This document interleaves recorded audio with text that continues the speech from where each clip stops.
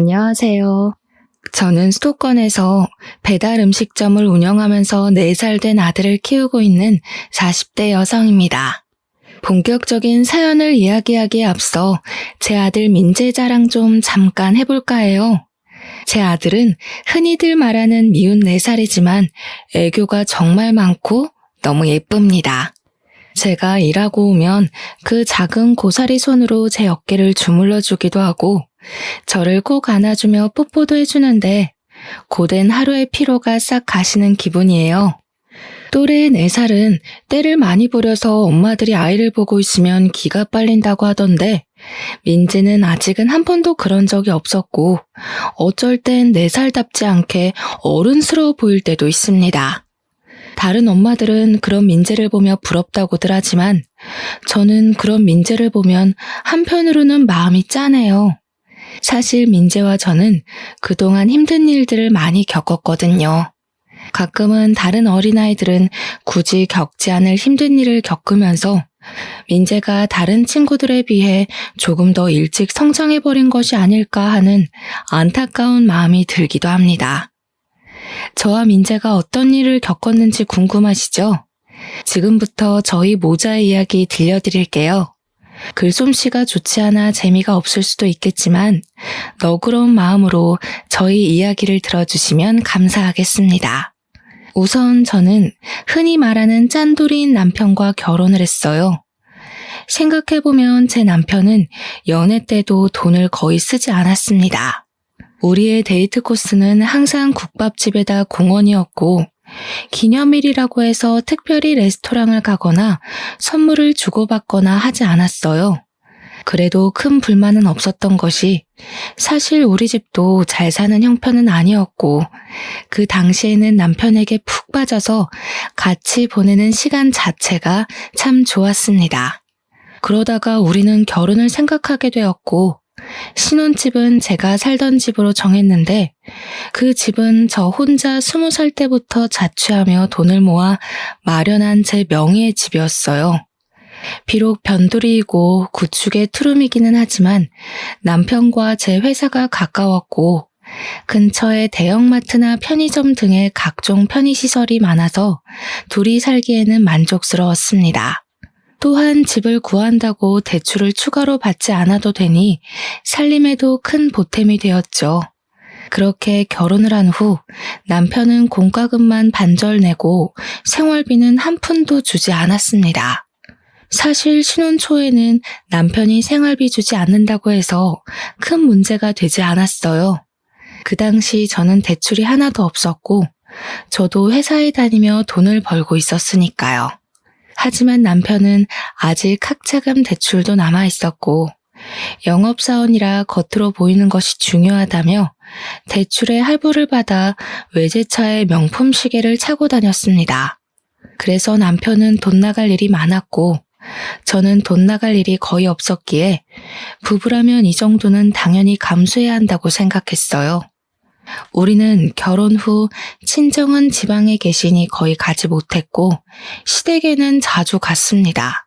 저의 시어머니는 정말 아들 사랑이 유별났어요. 밥을 먹을 때도 항상 남편 앞에만 고기 반찬이 가득했고 제 앞에는 김치만 있었죠. 제가 고기라도 먹으려고 하면 꼭 고기 반찬을 남편 앞으로 끌어다 놓았습니다. 먹을 것으로 사람을 차별하는 것도 참 서러운데 더 서러운 것은 시어머니의 말이었어요. 하루는 밥을 먹는데 자기 아들이 먹어야 할 고기를 제가 자꾸 먹자 뭔가 얄미우셨는지 제게 이런 말을 하시더라고요. 우리 아들 고기 좀 먹이게 줘봐. 아휴, 하긴 종구석에 고기가 있기나 했겠니? 너도 참 우리 아들 만나서 횡재했지 뭐. 종구석에 살다 온 네가 수도권에서 이런 대졸자 남편 만난 게 얼마나 행운이야, 안 그래? 재준이도 고기 좋아하지만 저도 고기 좋아하고요. 저 어릴 때 시골에서도 고기 많이 먹었으니 저희 친정 무시하지 마세요. 그리고 어머니, 수도권에서 살아온 대졸자인 재준이나 시골에서 태어나 고졸자인 저나 월급 차이는 그다지 차이 없어요. 게다가 지금 저희 사는 집 아직도 은행 대출 하나 없이 제 명의로 된 제 집인 거 아시죠? 부부가 네 집 내 집이 어딨어? 그냥 부부가 같이 사는 집이지. 그리고 너는 남편에게 재준이가 뭐냐, 재준이가. 깍듯이 서방님이라고 불러. 목대 먹은 것. 시어머니 말에 한마디도 지지를 하나, 지지를. 너는 옛날에 우리 시할머니랑 있었으면 이미 한 대 맞았다, 이년아. 시어머니는 동갑인 남편에게 꼭 서방님이라고 부르라고 하질 않나. 말끝마다 수도권 출신에 대학교도 졸업한 남편을 얻은 것을 감사히 생각하라는 식의 말씀을 하셨어요. 저는 이런 이야기를 들으면 기분이 썩 좋지 않아 시어머니한테 저의 생각을 당당히 말을 했고, 그럴 때마다 시어머니는 괜히 트집을 잡으며 저의 길을 꺾어 놓으시려고 했습니다. 하지만 그래도 이 당시에는 시어머니가 엄청 싫지는 않았어요. 왜냐면 저의 시댁은 명절이라고 특별히 음식 장만을 하거나 제사를 지내는 것도 아니었고, 만나도 거의 외식을 하니 다른 집처럼 며느리가 설거지를 다 해야 하는 경우는 없었거든요. 사실 이 당시 회사 동료의 시어머니들은 며느리가 들어왔으니 없던 제사도 만들고, 원래는 먹지도 않던 명절 음식도 만들고, 생전하지 않던 김장도 했었기에 오히려 그런 시어머니들에 비하면 점잖아 보였고 나쁘지는 않아 보였습니다. 그러다가 시어머니에게 처음으로 정이 뚝 떨어진 사건이 있었어요. 사랑으로 남편의 짠돌이 성향이 충분히 극복이 가능했던 신혼생활 중 제가 임신을 했어요. 입덧과 허리 통증으로 힘들었지만 회사에 계속 다녔고, 시간이 흘러 어느덧 임신 8개월이 되었습니다. 슬슬 출산 준비를 해야 하는데 의사 선생님은 아기를 보시더니 뱃속의 아기가 이미 너무 크다며 유도 분만을 권하셨어요. 그래서 남편과 제 회사 상황에 맞춰 적당한 날짜를 잡고 시어머니에게 유도 분만할 것이라고 말을 했습니다.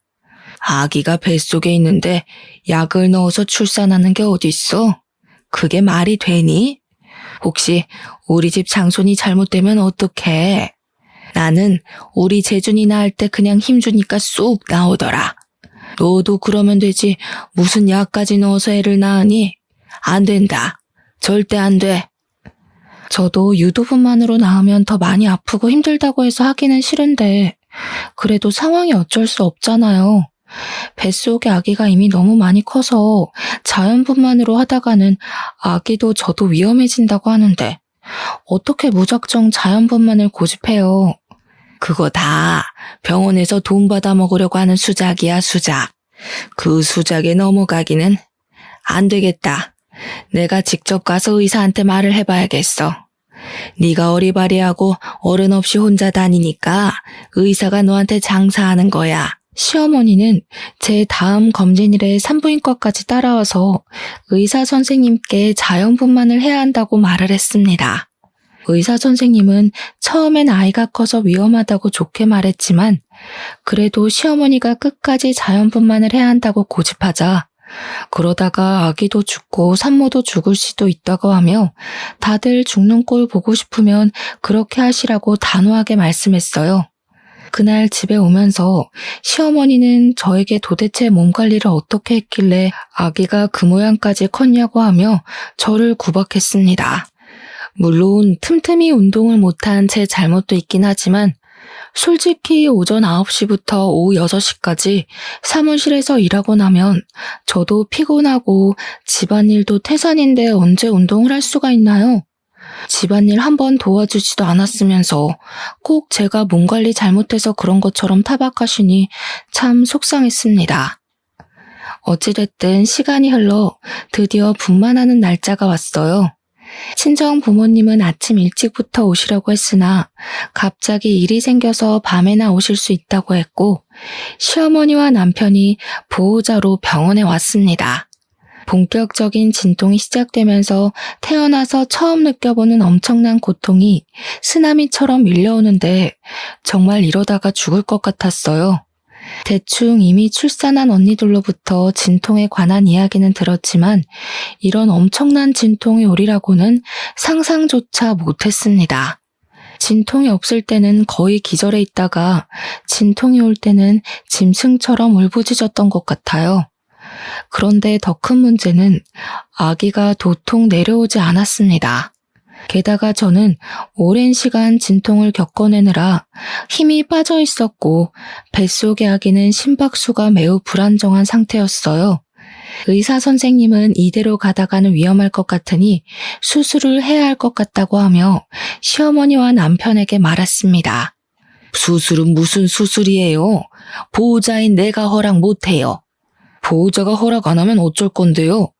현재 우리나라 법상 산모님만 동의하시면 의사의 판단하에 언제든 제왕절개 가능합니다. 지금 산모분 호흡도 불규칙적이고 아이가 위험해요. 이러다가 아기도 산모도 위험해집니다.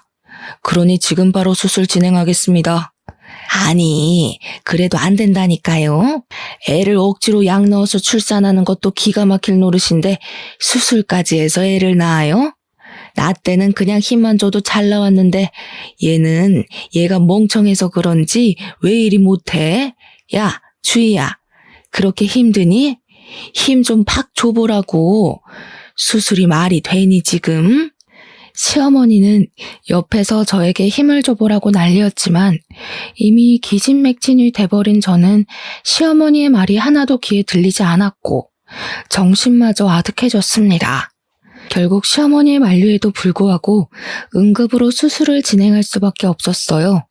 다행히 아기는 아주 크고 건강히 잘 태어났지만 저는 지칠 대로 지쳐 있었습니다. 손가락 하나 까딱할 기력도 없이 멍하게 회복실에 누워있는데 친정 부모님이 오셔서 정말 수고했다고 하셨어요. 수술로 출산했으면서 수고는 무슨. 우리 집 장손을 수술로 낳아서 장손이 멍청해지진 않았나 몰라. 사돈, 말씀이 너무하신 거 아니에요? 수술이라도 건강히 나오면 됐지 무슨 멍청해지니 많이 하세요.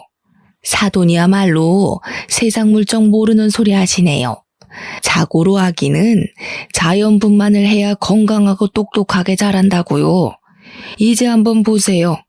수술로 태어났으니 분명 멍청하고 비실비실할 겁니다. 우리 집 장손을 그따위로 낳아서 큰일 났어요. 시어머니의 황당한 발언에 어이가 없었지만 병원이기도 하고 옆에 다른 산모들도 있어서 그냥 말을 말았습니다. 그날 밤 남편은 병원에 저와 같이 있으려고 했으나 시어머니가 우리 아들 힘들어서 안 된다고 하며 남편을 시댁으로 데리고 갔어요. 아빠는 우리 집으로 가시고 병실에는 엄마와 저 둘이서만 있었는데 엄마가 제 산후조리를 해주고 싶다고 하셨습니다. 사실 산후조리원에 가려고 했으나 생각보다 금액이 너무 비쌌고 평소에 몸이 건강했었기에 산후조리는 안 해도 금방 회복이 될 것으로 생각해서 산후조리원을 예약하지 않았거든요. 엄마는 산후조리를 제대로 하지 않으면 평생 후회할 것이라고 하며 직접 해주시겠다고 했어요. 저는 굳이 힘들게 그러실 필요 없다고 했지만 2주일 정도는 시간적 여유가 있다며 걱정하지 말라고 하셨습니다. 그렇게 엄마는 저와 함께 병원 생활을 하시고 퇴원 후 우리 집에 가셨어요. 시어머니는 당연히 시골집으로 가실 것으로 생각했던 엄마가 우리 집으로 가셔서 산후조리까지 해준다고 하자 당황하셨습니다. 지금 주의 산후조리를 해주신다고요? 그럼 우리 아들이랑 같이 이 집에 있어야 한다는 거예요? 이 좁아 터진 집에? 당연히 친정엄마인 제가 산후조리를 해줘야지 누가 해준답니까? 그리고 김서방도 같이 있으면서 자네 아들 민재 어떻게 목욕시키고 하는 건지 좀 배우게. 우리 아들이 그런 것을 어떻게 해요? 그리고 이 집에 장모랑 같이 있으면 얼마나 우리 아들이 불편하겠어요? 어디 잠이나 한번 편하게 잘 수 있겠어요? 게다가 우리 아들은 매운 음식 좋아하는데 산모 있으면 그런 음식도 못 먹잖아요. 그럼 곤란한데? 민재가 주임만의 아들도 아니고 둘이 같이 낳았는데 당연히 둘이 같이 키워야죠. 같이 아기 보고 해야지 어떻게 주희 혼자 저 몸으로 아기를 봐요. 저 젊을 때는 재준이 낳고 판이라고 그랬어요. 자연분만도 아니고 수술로 나왔는데 뭐가 힘들다고. 아무래도 안 되겠어요. 그냥 우리 재준이는 제가 데리고 갈게요. 사돈 2주일 동안 계신다고 했죠? 그럼 그 시간 동안 제가 재준이 데리고 재준이 먹이고 할 테니까 2주일 동안 모녀간에 좋은 시간 보내세요. 시어머니는 기어이 남편을 데리고 시댁으로 가버렸습니다. 엄마는 한숨을 쉬며 저를 안쓰러운 눈빛으로 바라보셨고 저는 괜찮다고 억지로 웃음을 보였지만 엄마는 그래도 걱정이 한가득하였어요. 그렇게 2주일 후 엄마는 집으로 가시고 남편과 시어머니가 왔습니다. 저는 아직 모유수유 중이라 매운 음식을 못 먹는데 시어머니는 매운 갈비찜에 닭발을 잔뜩 만들어서 가지고 왔더라고요. 산모에 대한 배려는 하나도 없이 자기들 입맛에만 맞춰서 생활하는데 정말 얄미웠어요. 그 뒤로도 남편은 회사 다녀와서 단 한 번도 민재의 목욕은 물론 집안일조차 하지 않았습니다. 오히려 집에 오면 회사 일 때문에 스트레스 받는다고 바로 컴퓨터 앞에 앉아 게임만 했어요. 저는 그런 남편에게 정확히 일을 지시하며 시키려고 했지만 남편은 항상 피곤하다며 짜증을 냈습니다. 그렇게 2달이 지났고 어느덧 저의 출산 휴가도 끝나갔어요. 저는 시어머니에게 민재를 부탁해볼까 했으나 시어머니는 제가 말을 꺼내기도 전에 허리 아프니 절대 아기를 맡길 생각은 하지도 말라고 했습니다. 베이비시터도 마음에 드는 사람이 없었고 결국 아직 100일도 안 된 민재를 어쩔 수 없이 어린이집에 보냈어요. 어린이집 적응 기간이 끝나고 저는 회사에 복귀했는데 민재가 자꾸 아팠습니다. 한 번은 폐렴까지 와서 입원해야 했고 결국 저는 이러한 상황들 때문에 어쩔 수 없이 회사를 관두게 되었어요. 회사를 관두고 집에 있는데 시어머니한테 전화가 왔습니다. 너는 집에 있으니 참 편하겠다. 무슨 애 하나 출산했다고 회사를 관두니? 나 때는 민재 낳고도 업고 밭일도 하고 시부모도 모시고 다 했어. 하여튼 요새 젊은 사람들은 편한 것만 알지 고생하려는 마음은 눈꼽만큼도 없다니까. 제가 회사를 관두고 싶어서 관둔 것도 아니고 민재를 봐준 적도 없는 시어머니가 이런 식으로 말하자 너무 화가 났어요. 그때는 밭일이고 지금은 회사잖아요. 회사에 갓난아기를 업고 어떻게 가요? 그게 말이 돼요? 요새 같은 세상에 그러면 뉴스에 나와요. 그리고 이런 말씀하시기 전에 어머니가 직접 민재 좀 봐주시던가요. 그것도 아니면 다시는 전화해서 그딴 이야기 하지 마세요. 아시겠어요? 이게 말하는 꼬락선이 좀 보소. 아무튼 그건 그렇고 너 이번에 퇴직금 받지? 지금 회사 20살 때부터 다녔으니까 퇴직금 꽤 나올 것 아니냐. 그 퇴직금 나 좀 이번에 주면 안 되겠니? 나도 염치가 있으니 다는 말고 절반만이라도. 내가 우리 남편 죽고 나서 사망보험금에 연금으로 어찌어찌 살긴 사는데 나도 요새 경제적으로 아주 힘들구나. 제 퇴직금을 달라고요? 제가 왜요? 어머니께서 저를 키우신 것도 아니고 제가 일해서 제가 번 돈인데 우리 엄마도 탐내지 않는 제 퇴직금을 왜 제가 어머니께 드려야 하죠? 그래도 내가 민재 할머니고 네 남편의 엄마잖니. 그니까 뭐 네 엄마도 되는 거지 뭐. 안 그래? 네? 그게 무슨 소리예요?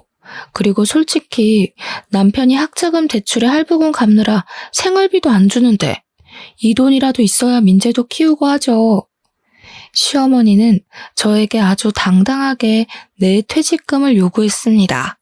저는 그런 시어머니의 요구가 전혀 이해가 되지 않았고 시어머니 역시 퇴직금을 주지 못하겠다는 저를 이해하지 못했어요. 그날 저녁 퇴근하고 온 남편은 저에게 부부는 같이 생활하는 사람인데 어떻게 퇴직금을 혼자 쓸 생각을 하냐며 뭐라고 했고 저는 그동안 생활비 한 번 주지 않은 남편이 이런 말을 할 자격이 있나 싶어 우리는 크게 싸웠습니다. 그 뒤로도 가면 갈수록 남편과 함께 사는 것이 힘들었어요.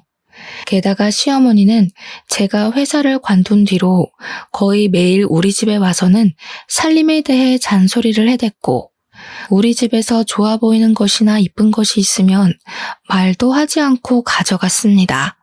생활비도 안 주고 육아 참여도도 없고 집에 오면 게임만 하는 남편, 그리고 집에 와서 잔소리만 하고 물건을 가져가기까지 하는 시어머니 때문에 정말 너무 힘들었어요. 그나마 옆집 언니가 가끔 답답한 마음에 하소연하면 항상 저를 진심으로 걱정하며 위로해 주었습니다. 이 언니는 남편이 이혼 전문 변호사였고 둘의 사이는 정말 좋았으나 아기가 생기지 않았고 그래서인지 민지를 친조카처럼 예뻐해 주었어요. 그렇게 2년이라는 시간이 지났습니다. 2년 동안 저는 집에서 아이를 보면 이것저것 집에서 할 수 있는 온갖 부업들을 하며 생활비를 벌었어요. 남편은 여전히 육아, 집안일에는 뒷전이었고 생활비도 주지 않았습니다. 진작부터 이런 남편과 이혼하고 싶었지만 그냥 이혼하자니 이혼을 안 해주더라고요. 옆집 언니 말로는 합의 이혼으로 안 되면 이혼 소송을 해야 하는데 확실히 하려면 여러 가지 증거가 있어야 한다고 해서 이혼 소송을 위한 적당한 기회만 노리고 있었습니다. 저는 이혼할 준비를 하면서 앞으로 무엇으로 민재와 먹고 살아나갈지 고민을 했어요. 이혼하면 제가 로또가 되지 않는 이상 정기적으로 돈을 벌어야 하는데 민재가 어린이집을 다니기는 하지만 당장 열이 나거나 아프면 봐줄 사람이 없어서 일반 회사에 다니기는 힘들었습니다. 그래서 무엇을 해볼까 고민을 하다가 일단 내가 가장 잘하는 일이 무엇인지 생각했어요. 사실 저는 요리에 관심이 많았고 결혼 전 취미로 요리를 배워서 한식, 양식 조리사 자격증도 땄습니다. 이러한 특기를 바탕으로 주식 투자했던 돈과 퇴직금을 긁어모아 배달만 하는 음식점을 차렸어요. 민재가 어린이집에 가 있는 동안 근처 아파트를 직접 뛰어다니며 사람들에게 홍보했더니 생각보다 주문이 많이 들어왔습니다. 게다가 음식을 먹어본 사람들이 맛있다고 하여 재주문하는 경우도 꽤 많았어요. 중간중간에 민재가 열이 나거나 아플 때는 가게에 민재와 함께 있어야 해서 힘들기는 했지만 그래도 집에서 부업만 할 때보다 많은 돈을 벌 수 있어서 좋았습니다.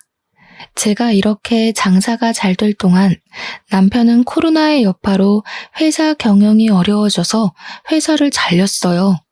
회사 잘리고 남편은 집에서 민재보다 컴퓨터를 더 아끼며 본격적으로 게임만 했습니다.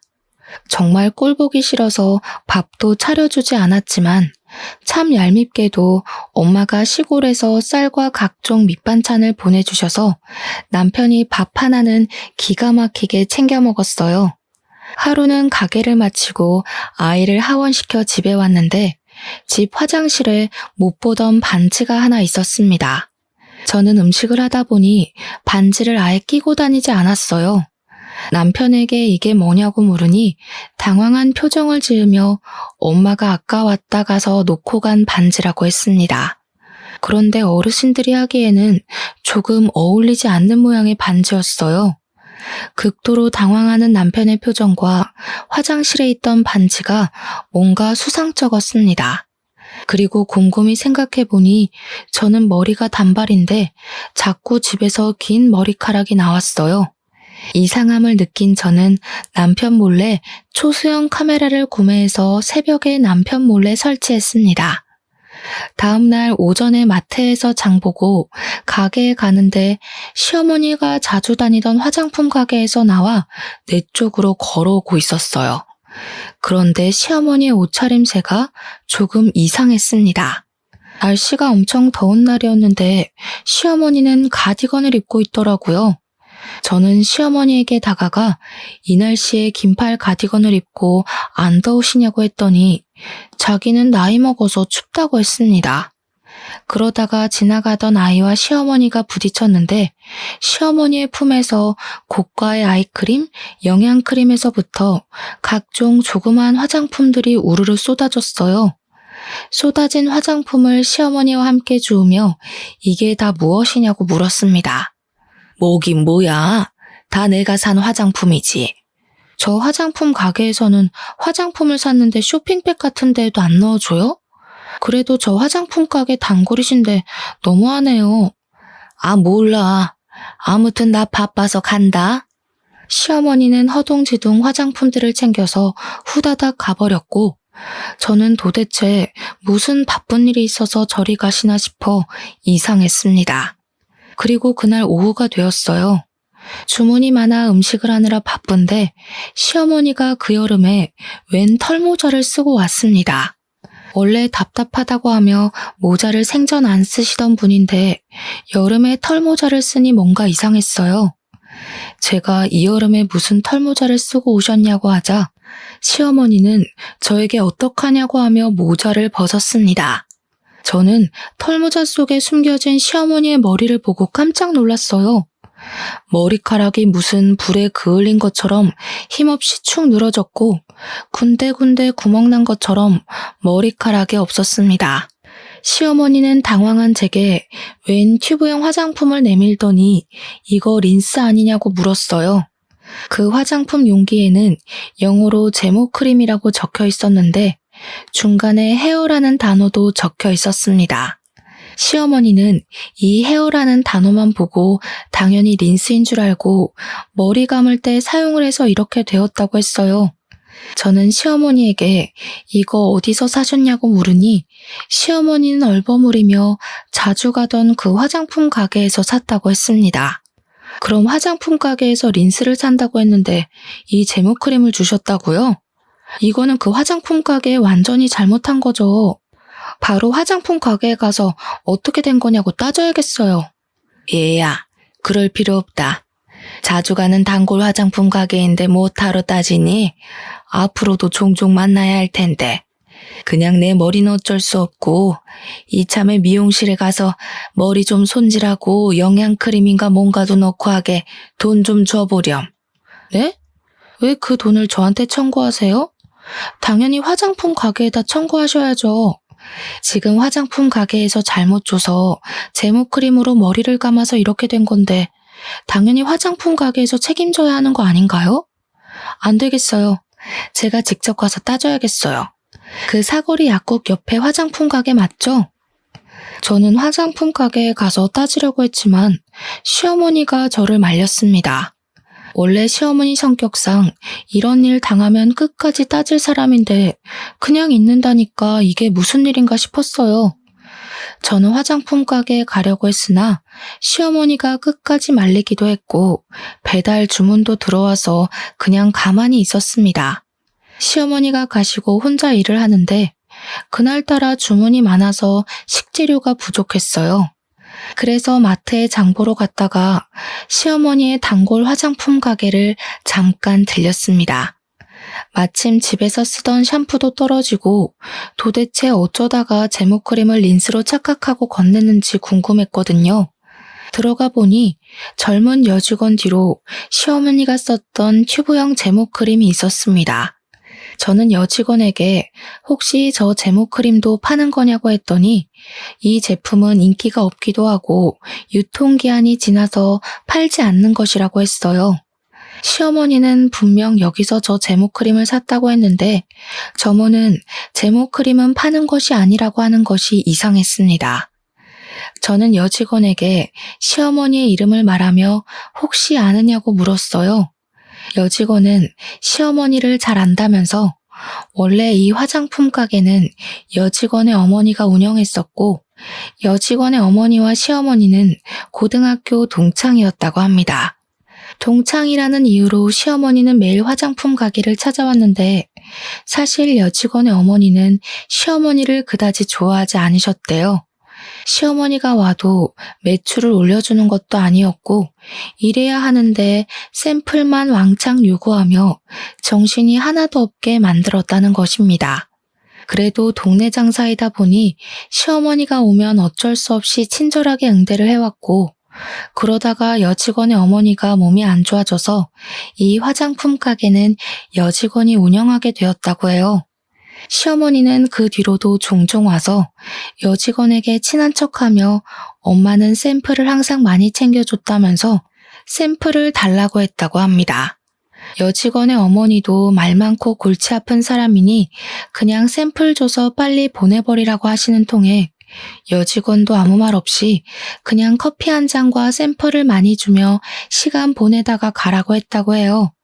저는 여직원에게 어머니가 가게 안쪽까지 들어오냐고 했더니 항상 와서 가장 안쪽의 의자에 당당히 앉는다고 했습니다. 순간 제모크림을 여직원이 판 것이 아니라 시어머니가 가져가지 않았을까 하는 생각이 들었어요. 사실 그동안 시어머니가 우리 집이나 가게에서 이런저런 자잘한 물건들을 많이 가져갔었거든요. 그래서인지 왠지 모르게 시어머니가 훔쳤을 것이라는 생각이 들었습니다. 저는 혹시나 하는 마음에 시어머니가 왔던 시간에 CCTV를 확인해 보라고 했어요. 마음 같아서는 저도 같이 확인하고 싶었지만 제 가게를 운영해야 했기에 그 말만 하고 나왔습니다. 그렇게 며칠이 지났어요. 가게 일을 마치고 집에 가는 길에 잠깐 쓰레기 버리러 나온 옆집 언니와 마주쳤습니다. 같이 엘리베이터를 타며 이런저런 이야기를 하다가 옆집 언니가 아랫집 여자와 친하냐고 물었어요. 저는 아랫집 여자 누군지도 모른다고 하니 아랫집 여자가 자꾸 오후에 우리 집에 들락날락 한다고 하며 한번 알아보라고 했습니다. 옆집 언니와 헤어지고 집에 들어가려는데 갑자기 화장실에 있던 반지, 짧은 내 머리와는 다르게 긴 머리카락이 자꾸 나오던 것이 생각났어요. 저는 이전에 설치하고 입고 있었던 몰래카메라를 바로 확인하고 싶었지만 남편이 있으니 참았다가 다음날 민재를 등원시키고 가게로 출근해서 몰래카메라를 돌려봤습니다. 몰래카메라에 녹화된 내용을 보니 정말 황당했어요. 옆집 언니의 말대로 제가 가게에서 일하는 그 시간에 우리 집에 아랫집 여자가 왔더라고요. 아랫집 여자는 우리 집에 와서는 제가 자던 그 침대 위에서 남편과 충격적인 행위를 하고 있었습니다. 영상을 본 저는 이성을 잃었고 지금 당장 이혼할 생각으로 집으로 갔어요. 어차피 민재에게도 전혀 도움이 되지 않는 아빠인데다가 생활비도 한 푼 주지 않고 남남처럼 지내서 언제든 이혼하고 싶었지만 남편이 이혼은 안 된다고 해서 어쩔 수 없이 질질 끌고 온 결혼 생활이었잖아요. 그래서 당장 남편이 없어도 저는 전혀 문제될 것이 없었습니다. 화가 잔뜩 난 상태로 집 앞에 가니 우리 집에서 여자 웃음소리가 들렸고 저는 아랫집 여자와 남편이 함께 있다고 확신했어요. 바로 문을 열고 들어가려는 순간 우연히 제 모습을 본 옆집 언니가 저를 붙잡았습니다. 이혼 전문 변호사인 언니의 남편 말로는 불륜으로 이혼 소송하려면 확실한 증거가 있어야 한다고 하며 핸드폰으로 동영상 촬영하라고 했어요. 저는 언니의 조언에 핸드폰을 켜고 현관문을 열었습니다. 제 생각과는 달리 거실에는 남편도 아랫집 여자도 없었고 대신 큰 방에서 간드러진 여자 목소리가 들렸어요. 이들은 안방에서 열심히 움직이느라 현관문이 열렸는지도 모르더라고요. 저는 바로 안방문을 활짝 열고 핸드폰으로 둘의 실체를 낱낱이 촬영했습니다. 생각지도 못하게 나타난 저를 보며 둘 다 깜짝 놀라 어쩔 줄 몰라 했고 그 모습을 고스란히 찍어버렸습니다. 아랫집 여자는 저를 보더니 얼굴을 가리고 후다닥 자기 집으로 도망갔어요. 그동안 내가 일할 동안 너는 전현이랑 이렇게 뜨거운 시간을 보내고 있었어? 잘 됐네. 안 그래도 너한테 5만 가지 정 다 떨어졌는데 확실한 이혼 소송거리 제공해줘서 고마워. 우리 이제 진짜 제대로 끝내자. 아주 피 터지는 싸움을 하더라도 너랑 끝내고 위자료에 양육비까지 제대로 받을 테니까 각오하고 있어. 알겠어? 주희야, 그니까 이게 말이야. 어떻게 된 거냐면 이미 너랑 아랫집 년이랑 같이 침대 위에 있던 모습까지 다 확인했는데 무슨 말이 더 필요해? 우린 이제 끝났어. 참, 이 집 내 집인 거 알지? 지금 당장 나가. 너 짐 전부 다 챙겨서 나가라고. 만약에 나 오늘 가게 일 마치고 왔는데 너랑 너 짐이 아직도 여기에 있으면 너 맨몸으로 쫓아낼 거야. 알겠어? 민재도 있고 너도 있는데 내가 어디를 가? 내가 갈 데가 어디 있다고? 아랫집에 가면 되겠네. 아랫집 그년 집에 둘이서 잘 살면 되겠어. 안 나가면 아주 동네방네 소문 다 내버릴 테니까 그런 줄 알아. 알겠어? 저는 남편에게 있는 힘껏 소리를 고래고래 지르고 바로 옆집 언니한테 가서 언니 남편의 변호사 사무실 주소를 알려달라고 했습니다. 고맙게도 언니는 지금 운전을 못할 것 같으니 같이 가주겠다고 했고, 언니와 함께 언니 남편의 사무실에 가서 남편에게는 이혼 소송을, 아랫집 여자에게는 상간녀 소송을 접수했어요. 옆집 언니는 앞으로 싸우려면 밥을 잘 먹어야 한다면서 저에게 굳이 점심을 사주겠다고 했습니다. 솔직히 저는 밥 생각이 없었지만 언니가 저를 끌다시피 해서 시내까지 나갔어요. 백반집을 가다가 시어머니가 자주 다녔던 화장품 가게 앞으로 지나갔는데 그 앞에 사람들이 꽤 몰려 있었고 시끄러웠습니다. 무슨 일인가 해서 언니와 함께 가보니 화장품 가게 앞에서 여직원과 모자를 쓴 시어머니가 말다툼하고 있었어요. 상황을 들어보니 여직원이 제가 간 뒤로 CCTV를 돌려보았고 예상대로 시어머니가 화장품을 이것저것 많이 훔쳐갔었더라고요. 그런데 그 금액이 꽤 커서 가게 여직원이 시모를 절도죄로 고소했다는 것입니다. 하지만 시어머니는 자신의 잘못은 인정하지 않고 그동안 알아온 정이 있는데 어떻게 절도죄로 고소하느냐고 하며 적반하장으로 큰 소리를 치는 상황이었어요. 시어머니는 한창 여직원에게 인정머리 없다고 행패를 부리다가 사람들 사이에 있는 저를 발견했습니다. 우리 며느리야. 내가 여기 화장품 가게 단골인 거 알지? 세상에 내가 이번에 저 여우 같은 년한테 절도죄로 고소를 당했단다. 이게 말이 되니? 아니, 어차피 공짜로 들어오는 샘플인데 그거 좀 가져갔다고 내가 고소를 당했어, 고소를. 세상에 어쩜 이리 각박하니? 이게 말이 되니 며느리야? 네가 저 년한테 말 좀 해줘봐라. 말이요? 무슨 말이요? 저는 할 말 없는데요. 그리고 어머니, 안 더우세요? 이렇게 더운 날 무슨 모자예요? 저는 세상 억울한 표정을 짓는 시어머니의 모자를 벗겼습니다. 시어머니의 모자를 벗기니 개털 같은 머리카락과 군데군데 구멍난 자국이 보였어요. 아, 맞다. 어머니 제모크림으로 머리 감는 바람에 머리카락이 이상해져서 모자 쓰고 다니셨죠?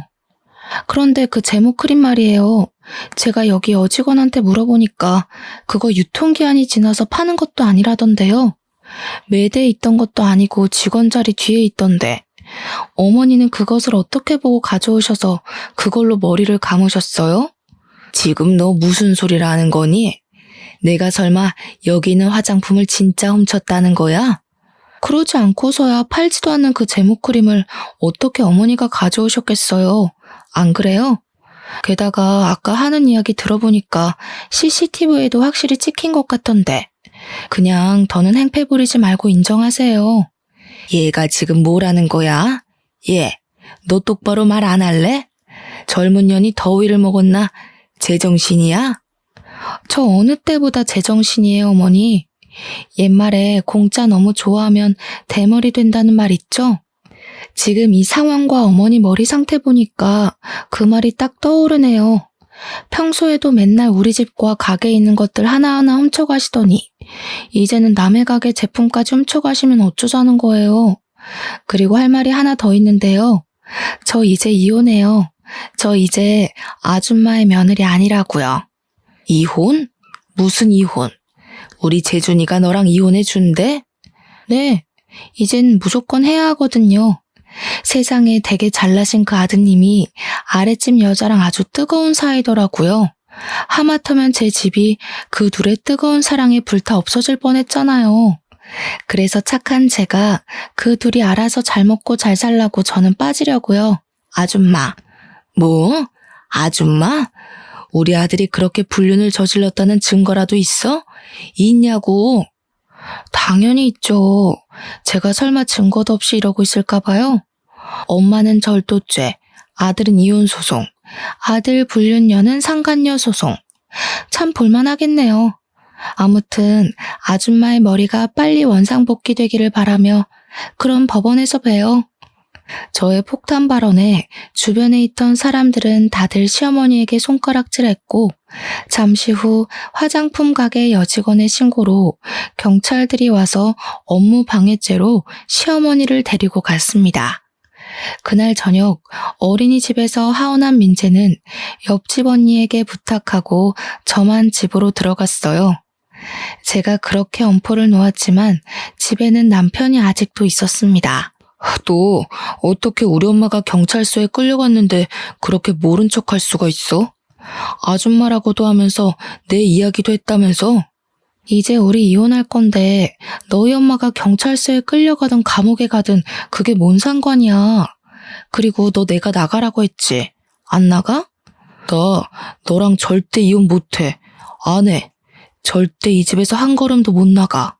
남편은 저에게 절대 나가지 않겠다고 강력히 주장했습니다. 저는 그런 남편이 그동안 애지중지했던 컴퓨터 모니터를 그대로 뽑아와서 바닥에다가 내던졌어요. 야, 너 어떻게 이 모니터를 이렇게 박살낼 수가 있어? 이게 얼마짜린데? 그래봤자 그냥 컴퓨터가 컴퓨터지. 너같이 게임에만 정신 팔린 인간을 더는 내 아들의 아빠로 두고 볼 순 없어. 당장 나가. 안 나가면 나 본체도 던져버릴 거야. 본체는 그냥 아파트 베란다에서 던져버려야겠다. 저는 정말 본체를 던져버릴 기세로 베란다 문을 열었습니다. 남편은 저의 모습에 벌벌 떨며 컴퓨터가 있는 방문을 닫고 잽싸게 저를 막아서더라고요. 그러면서 지금 당장 나가겠다고 하며 본체를 챙겼습니다.